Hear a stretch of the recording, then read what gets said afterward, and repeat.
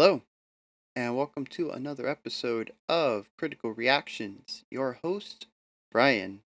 We are here today looking at a song from the band called Icarus The Owl.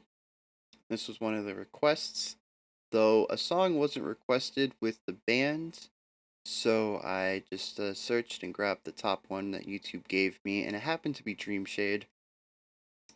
Not really sure where we're going with this. I don't think I was told anything about the band in the comment either. I usually do a copy paste and I just have a text file full of recommendations. Um, so I have no idea even what kind of music this is. Icarus the Owl as a band name could be, I could see that as like a progressive thing. Kind of has like a pop rock feel to it. I could even see like a hard rock band being called Icarus the Owl. Maybe not like a hardcore punk band, no, not really seeing that one. And then the 4 minute time kind of tells me that that kind of lends itself to being a little more progressive. It's quite a bit longer than the usual 2.5, 3 minute song. That's just kind of the standard length for your typical, verse, chorus, bridge, chorus song, A B C B kind of thing. So yeah, I have no idea going into this, and that is easily the best thing I can feel about going into a song, into a reaction, is to just have no idea what's going on. So, without further ado, let's get into Icarus the Owl, Dream Shade. Got his pick stuck in his guitar. Not a bad place to put it, I guess.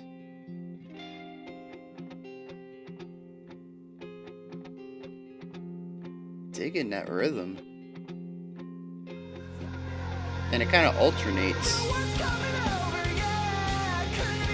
Dude, the gap between his melody line, the singing, and the bass line, the floor of the song, is huge. And it makes his voice stand out. It is clean.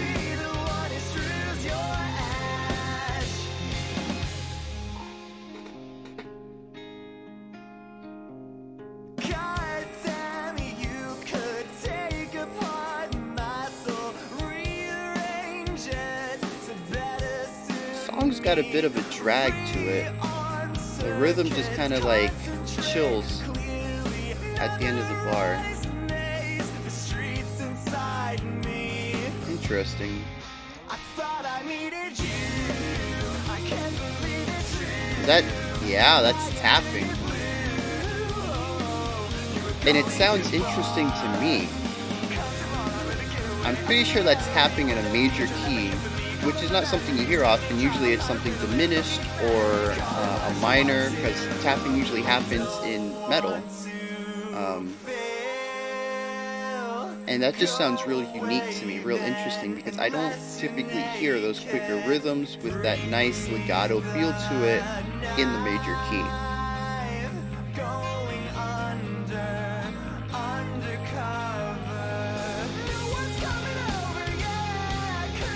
Dang, I love this part.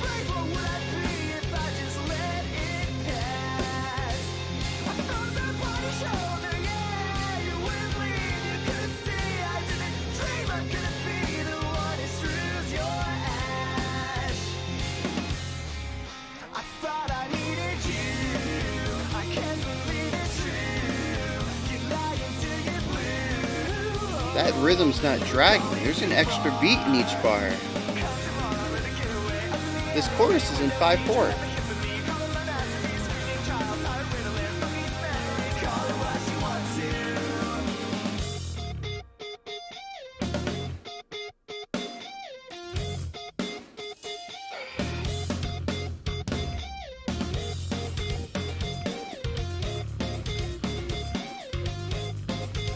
I love the way that the two guitar lines are just kind of meshing with each other, kind of filling each other's gaps there. And it's creating really unique melodies by using syncopation of the two.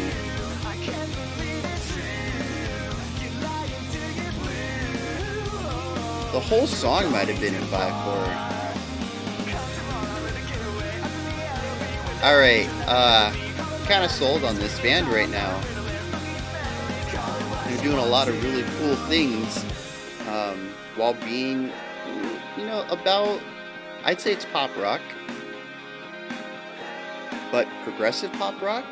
Is that a thing?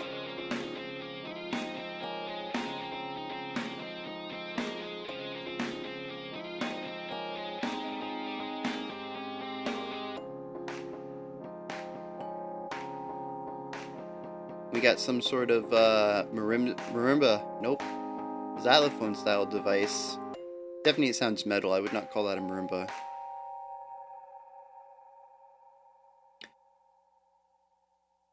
All right. I'm pretty sure that's the end.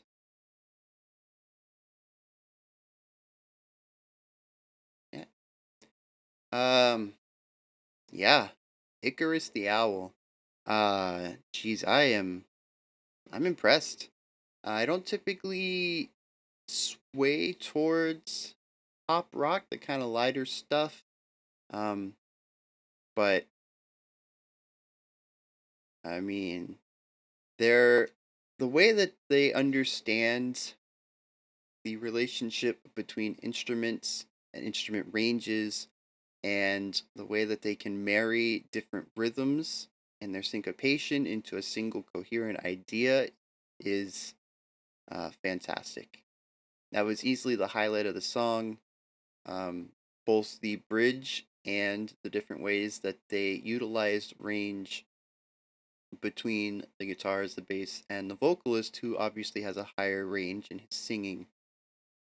They just Every bit of this song was expertly crafted. And to top it off, I mean that would have been impressive in standard 4/4, but they went for a 5/4 song, 5/4 in time signature, and it just gave it this. I mean, like I said at the beginning, it was like this drag. There's an extra beat that's not expected, but they also kind of gloss over it. It's not like uh, a progressive metal song where the extra beat stands out. They want to let you know, look, we're playing in an odd time signature, you're going to feel it. You don't really feel the 5/4 in this song. They kind of gloss over it, they cover it up, they use it to for the effect of the extra beat, for something to feel a little bit out of place, but not too far out of place. It wasn't 6/8. They didn't end up getting like a 3/4 waltz going on. They all have very distinct feelings, but 5/4 feels like 4/4 with an extra beat. And I don't really know how to say that and explain it to people who don't understand music. But 4/4 and 5/4 are just very similar. 5/4 just feels alien. And they made it feel less alien by their choice of rhythms, and basically how they played over that fifth beat. Instead of playing a 4/4 rhythm and then giving it a fifth beat, they basically dragged out. They slowed down for beats 4 and 5. So if 3 and 4 were eighth notes, 4 and 5 ended up being quarter notes, and it was kind of like a stretched out 4/4 rhythm, where where beat 4, just all the notes get cut in, or get doubled in length. Um, but what it ends up doing is making it not feel alien, because the rhythm itself is still very much sort of a 4/4 rhythm, but adapted for the 5/4 time. And the lengthening of the last couple of notes in each bar kind of gives it, like I said, a dragging. It feels like the bar is going on just a little too long, but the fact that it isn't abnormal. Usually, when you get that, where'd that extra beat come from? It's when you've had several 4/4 bars in a row, followed by a single 5/4 to create that little hiccup, and then you go back into 4/4. That's something that happens in, I mean, even a lot of popular music's done that. I can't think of anything off the top of my head, but it's not an unusual thing to throw in a bar with an extra beat just to kind of give a hiccup. But being that the whole song's in 5/4, it feels natural. The whole song feels organic. And that's just impressive as well.